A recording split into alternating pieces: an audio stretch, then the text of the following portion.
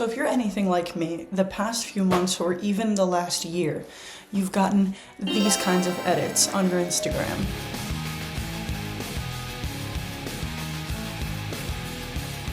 Or maybe even one that looks like this.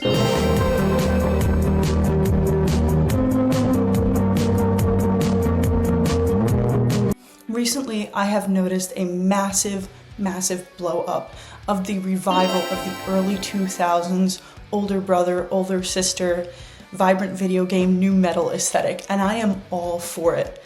But my question is, where did that vibrant early 2000s vibe disappear to in the first place? Why did we let go of it in favor of minimalism and pastels and other stuff? And how do we get it back?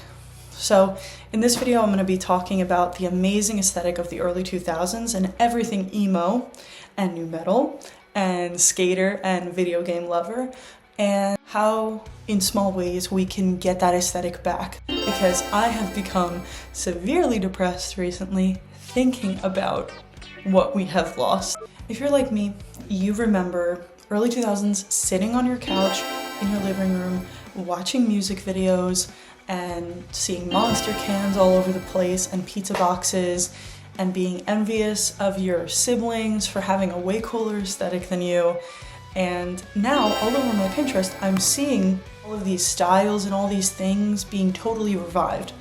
And I was not a teen during these early 2000s times when all this stuff was a trend. So now what I'm asking myself is, what can I do to bring that back in my own life? Because I didn't get to experience it in the moment when it was originally a thing. How can I experience it now? So my first and probably most obvious tip for anybody looking to change up their aesthetic is thrifting. Thrifting is the absolute key to building your dream wardrobe, especially when it comes to early 2000s stuff. Now, that being said, because all of that stuff is trending right now, it is a little bit harder to find, and it's also harder to find at decent prices. I know a lot of people use websites and apps like Depop and Vinted and stuff like that. I don't do that. I feel that resellers are just ridiculously expensive. While I understand they're trying to make a living and I respect everybody does their own thing, for me personally, it just doesn't work within my budget. So I recommend thrifting locally. If you can, thrift small, which is more expensive. But if you can't, thrifting chains, unfortunately, is the way to go. I would say most of my wardrobe at this point is from Goodwill. And while I'm not really thrilled about supporting them, there is some really good finds there. And of course, your environmental impact of preventing things from ending up in a landfill always feels really good. So I would definitely say, if you're looking for specifically the vibe that I'm talking about today in this video, which aligns with like band member, older brother, skateboarding, video game vibe, or like an Avril Lavigne type sister, what I would look for is the following items. I'm going to put them up right here for you to look at. So we're thinking like t-shirts, baggy jeans, you know, sneakers, and a lot of accessories like fingerless gloves and crazy socks a lot of times, or like, I don't remember what they're called. Oh, crew socks, the ones, especially with the stripes that go like a little bit up higher, 100% that's what you want to look for. Belts, pant chains, like those droopy chains. I'm wearing them right now, but it's too like high up to see them. But yeah, stuff like that. And I'll put some example photos of outfits up here, as well as some outfits that I've done before. But yeah, the key is really like big boxy clothing. And what matters more than anything, whether you're trying to adhere to a specific aesthetic or not, is wear what makes you feel comfortable, what makes you feel most like yourself. That's the key in feeling good in any clothing, in any aesthetic. I would definitely say for shoes, Converse are very important. Converse, any sneakers like that. Sometimes even combat boots are great, but I really recommend something like Converse or Vans to kind of go for that like chill, laid back aesthetic. I would also say like spiky bracelets, stuff like this that I'm wearing. I've gotten all of my jewelry regarding specific aesthetics from Hot Topic. I know that they're not the amazing prime that they used to be back in the day with the early 2000s stuff, but they are doing a decent job, in my opinion, of kind of bringing some of those styles back. Specifically in their t-shirt section, I have gotten some really cool early 2000 vibes of like t-shirts and stuff. Let me show you some. So some shirts that I own are their recent collection of like re-releasing the Twilight merch, and they're also really, really fantastic for band t-shirts. A lot, if not all of the band t-shirts that I get, other than when I see bands on tour, that's where I'm getting them from, is Hot Topic 100%. So I would definitely say bracelets, necklaces, belts are also great from Hot Topic. I have like the classic emo belt right here. This is from Hot Topic. And then this is just, I'm very lucky. My mom has this super cool skull belt, so I got that from her. Oh yeah, and definitely also like talk to your parents about letting them look through what's in their wardrobe, because I found some really cool stuff in my dad's closet specifically that I felt like aligned with the aesthetic that I'm going for, as well as siblings that may not want those clothes anymore, whoever it is. Don't be afraid to like ask questions and be like, hey, can I go through your closet? Like, I want to look through this. I found some great stuff in my mom's closet. Personally, thrifting, the hardest thing to find for me is jeans. Like, I am not successful with jeans. Like, I'm super successful with tops and skirts. Skirts, like on the more emo side, I would say, definitely Hot Topic is also great for that as well. However, that's not super budget friendly, but for me personally, I would say Hot Topic 100%, or again, thrifting. And don't feel pressured to get this all figured out in like one thrifting session. Like, sometimes I'll go to the thrift store and I'll find nothing, like not a single good piece, and it's really frustrating. And then another time I'll go to the thrift store and I'll find like 3 pieces in a row, or like 10 pieces. I remember one time my boyfriend and I went to Manchester, England last month he took me to see Deftones for my birthday, which is like my all-time favorite band. It was such an incredible experience. I'll put some videos up here and some pictures, and it was just so much fun, and there was an incredible thrifting scene there. Like, unbelievable. It was so cool. I can't remember where I was going with that, because now that I said Deftones, I got like totally thrown off track. Oh my god, what was I gonna say? So, like I was saying, because now I remember what I was gonna say, is that I found my entire wardrobe for the week-long England trip that we went on, like in one trip, and it was $100 for like my entire wardrobe, and I loved my outfits for that trip. I'll throw them up here. My aesthetic changes all the time, but right now I've really been feeling like the early 2000s nu metal and stuff, so that's why I'm talking about this in this video, because I feel like it goes a lot deeper than the fashion. Like, I'm going to be talking about things that are a lot deeper than that. The vibrancy and the individuality that we lost with that generation, and like being unabashedly yourself and not being nonchalant. Like, I think we lost a lot not doing that. But anyway, back to the thrifting. So take your time. You don't have to build an entire new wardrobe overnight and resist the Shein demon urges. Like, please, I'm begging you.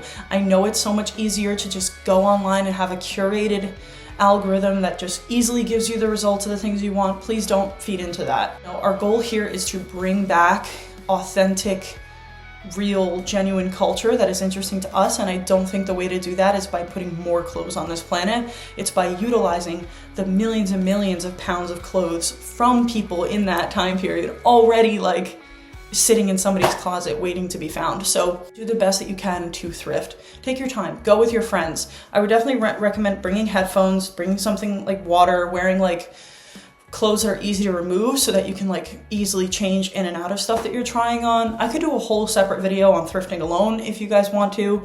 I went from somebody that used to be like loved Shein and like going to the mall and stuff, to someone that when I buy clothes, it's almost entirely, if not entirely, thrifted clothes.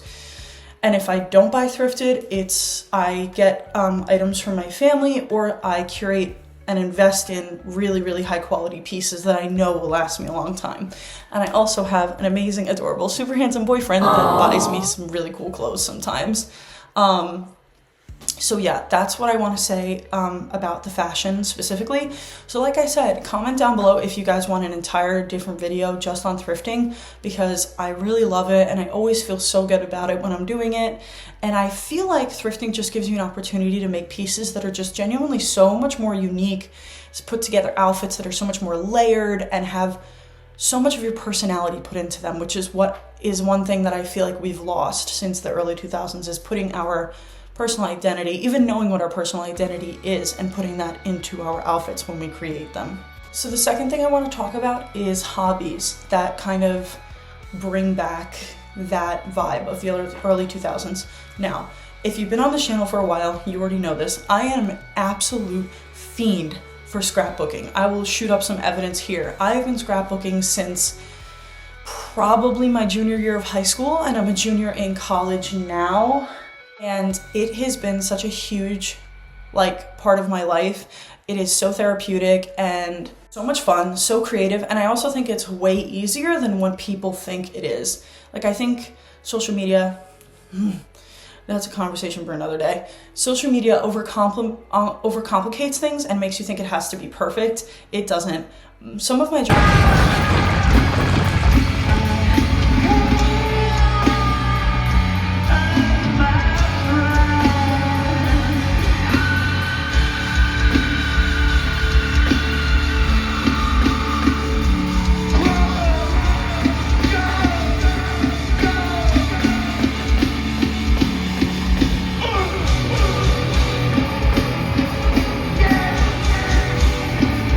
pages are still so incredibly sloppy, but they're mine. And that's what makes them mine, is my own style and the way that I like to do things when I create. So I think analog hobbies is kind of the way to bring back the early 2000s vibe. Scrapbooking specifically, anytime you go to a concert, keep your wristbands, keep your tickets, keep business cards from everywhere you go, receipts, maps, guidebooks, everything that you can think of. If you see a little piece of paper, just keep it. And even if you don't want to do the super creative pages like the examples of my own that I had just showed you, if you want to see what my most recent journal looks like, my last video right before this actually is a video, kind of like a video essay, but I'm just flipping through my most recently flipped journal for the visual section of it. And it's really interesting, so you can see the kind of stuff that I've actually created. Journaling is not as complicated as people want you to think that it is, and I'm not a gatekeeper. So if you guys want to see a video about my specific routine and how I like to junk journal, I'm absolutely willing to make a video for that. But yeah, analog hobbies are the best way to kind of encourage that early 2000s aesthetic. Junk journaling, making collages. I know digital cameras are a huge trend right now, and I am a sucker of that trend. I do have a digital camera. This is her. She's so iconic. She's so cute. I love my digital camera. I specifically love this one. It's a Kodak. I don't remember what it specifically is, to be honest with you. All I know is that it's a Kodak, and it says, can't see, hold on, a 4X with a W. I'm not really sure what it says, but she's so iconic. I will show some pictures of what the pictures look like on here. Super easy to transfer from the camera to my laptop. I just use a little USB-C stick. It takes me 5 minutes, and I am luckily one of those reliable friends that actually sends you the digital camera pictures the day of the event after we took them, instead of 5 weeks later. So I would definitely recommend getting a digital camera. And actually, while you're here, let's get you a shot in the journal, shall we? Smile. Oh my God, you look so good. Okay, perfect. Just making a habit of bringing your digital camera everywhere. I have a little zipper section in my purse. So I have my purse right here. My grandma gave this to me right before she passed away last year. And this purse has been so cute. I love it. And I keep there's a little zipper pocket in it where I keep my actual digital camera. So honestly, it's really just about making it a habit to bring it everywhere with you. And then it kind of just becomes a second habit, like how taking your phone out of your pocket to take a picture is just something that's second nature to you. Your digital camera will become that as well, as long as you make it a habit.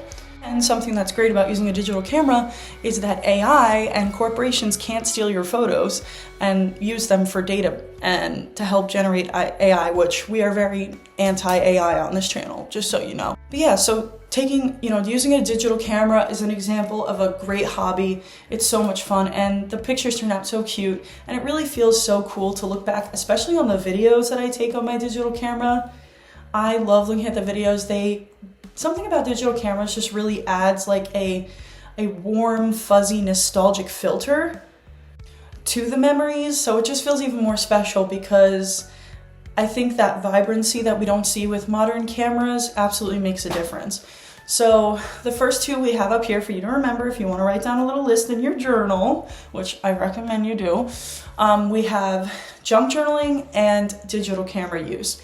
Now, my third recommendation is going to be take up skateboarding, scootering, or rollerblading or roller skating.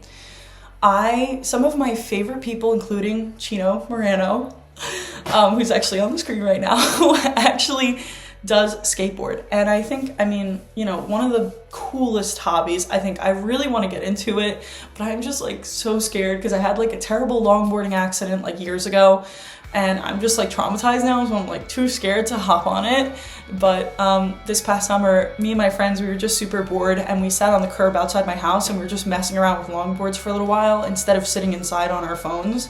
And even that, it was such a simple time, such a simple memory, yet it was so much fun. So, you have to be bad at something to get good at something.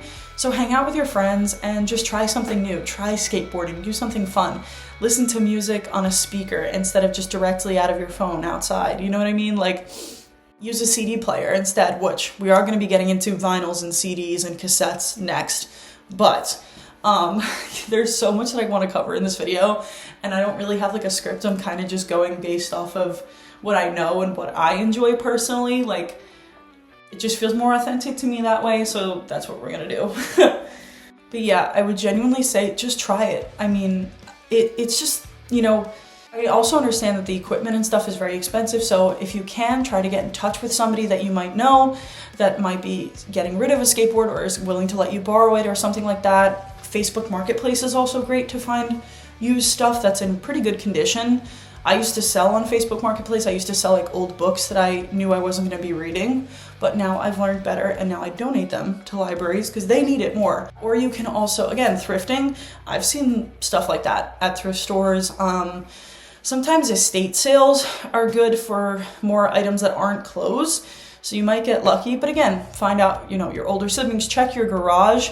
I didn't realize like how much stuff I actually had in my garage until I looked through it one day, so I definitely recommend that. If you're looking for more like a exercising, athletic, early 2000s type hobby, I would definitely say the scootering, the skateboarding, or whatever else. Next, I want to say something that I just recently got into last year is vinyls and CDs. My boyfriend loves 80s music. I'm more like early 2000s. He's 110% 80s, if you couldn't tell from the picture of us at Deftones.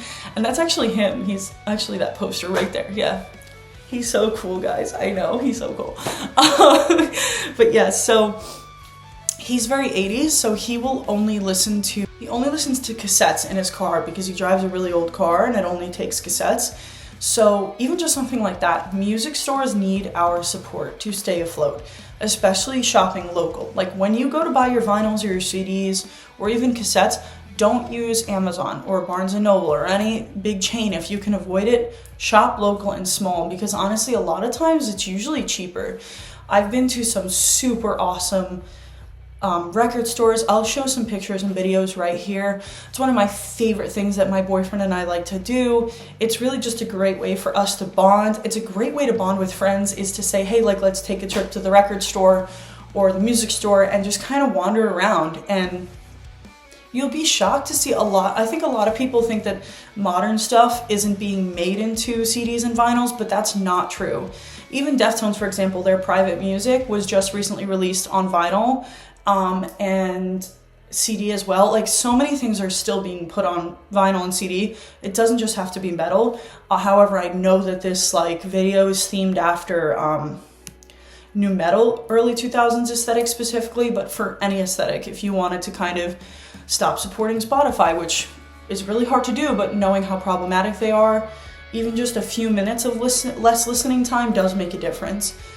You don't have to quit it completely. Like, trust me, I still listen to Spotify every day, but when I'm home in my room, I try to use my CD player or my vinyl record player. You can also thrift CDs. There's a lot of great CDs. Definitely talk to your parents or older siblings or older family if you can. My mom recently let me go through our CD collection, and I found so many gems that we used to listen to in the car when I was growing up that I would have spent so much money on if I had gone and thrifted it or whatever.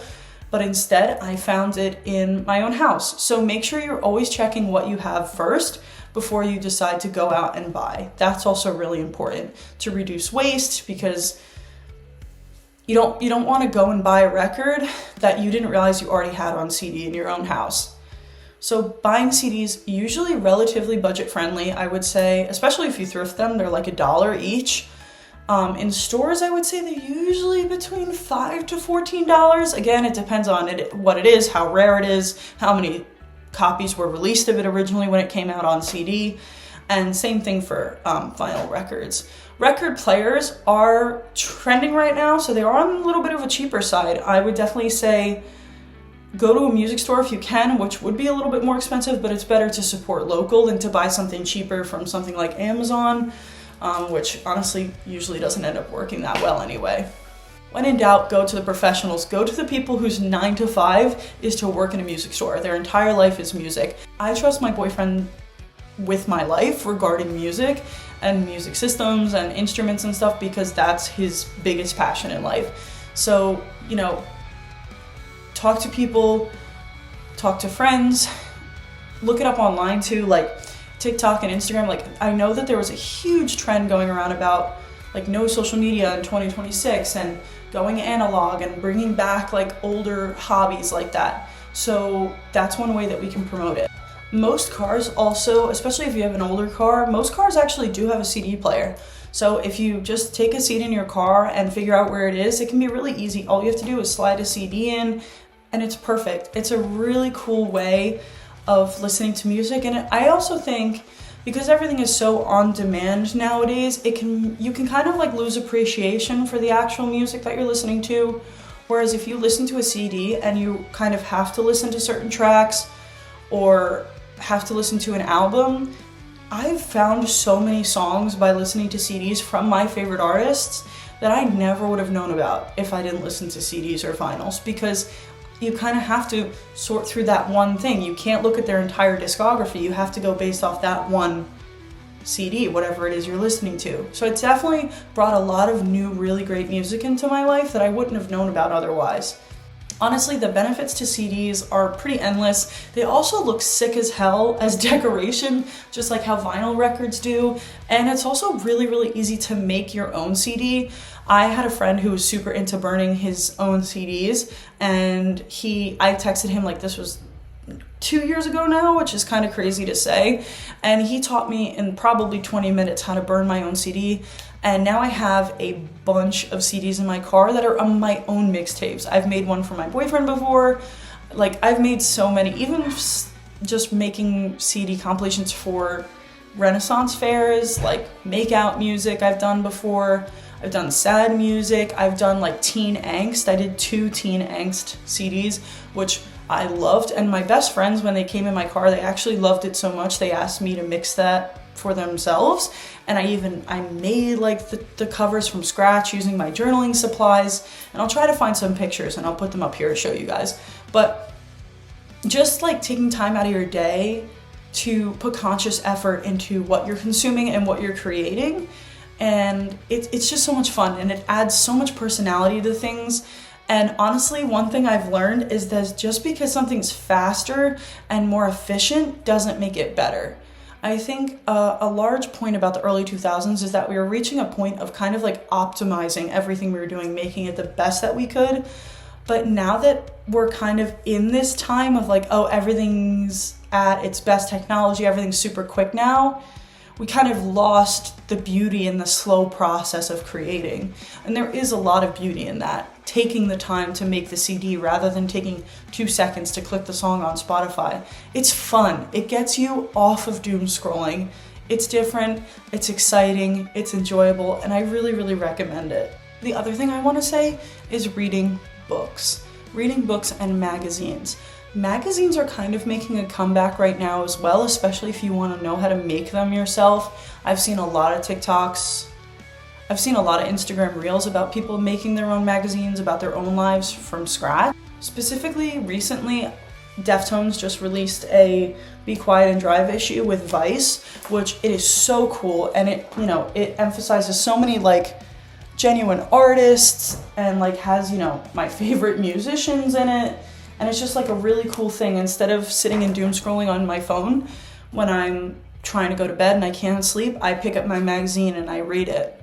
And that supports authors and organizations and my favorite musicians themselves. There are so many magazines out there, and it is pretty easy and budget friendly to support those as well. I also recommend comic books. Comic books are also great. I love reading like Creepshow comic books, or like horror comic books is also something I really love. So just doing that and reading books is just really a great way to get off your phone, which I know is like kind of an obvious thing to say, but also especially like in early 2000s things, magazines were such a huge deal back then, and it was like really cool, and there used to be so much content for teenagers, and now I kind of feel like everything is really made for adults. So if we kind of bring that back into our culture as teenagers and young adults ourselves, we can promote that for future generations and also get that back for ourselves, especially for those of us who, like I said, were not teenagers at that time. Some honorable mentions of other things that you can do is obviously the kind of music that you listen to.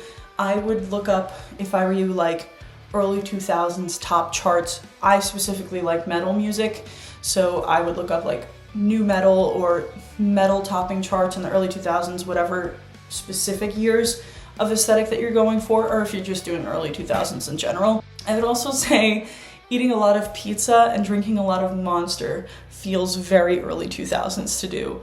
Hanging out with your friends and just trying to stay off your phone, especially in the summer, you know, putting on a tank top and jean shorts and Converse and just going to a skate park or to the beach or taking a walk and just doing nothing, like that's just so much better, I think, than specifically dedicating days to like other stuff, especially when it comes to spending money. Like, yeah, malls are just like not really what there used to be, but if you look hard enough, you can find some gems, some great stores inside of malls that really do stick with that early 2000s vibe. I definitely recommend Spencer's, obviously Hot Topic, and East Meets West is also great for that kind of stuff, as well as any kind of like music store that you can find is a great pick. If you want music recommendations specifically, obviously I would say Deftones, Korn, Slipknot, Limp Bizkit, System of a Down. Those are some bands that I listen to that I really enjoy, and yeah, I really think that those kind of match the aesthetic that you're going for if you clicked on this video. Also, of course, like Avril Lavigne and Kelly Clarkson and Pierce the Veil. Like, I could go on and on and on, honestly, but it's really a lot better if you kind of just, I don't know, go into a record store and pick up a CD that interests you. Try it out and see if you like it. See what year it was made. That's the best way I would recommend finding music. I will say I am someone who did find a lot of bands that I like through social media platforms, which I know is like so scandalous and poser and blah, blah, blah. I mean, it's the same. Finding music on social media in the modern day is the same as what sharing a mixtape with your friends used to be back in the day. Also movies too, like early 2000s movies is a great way to kind of immerse yourself in that culture. Really, the main thing is just being yourself, doing what you like and not caring what other people think.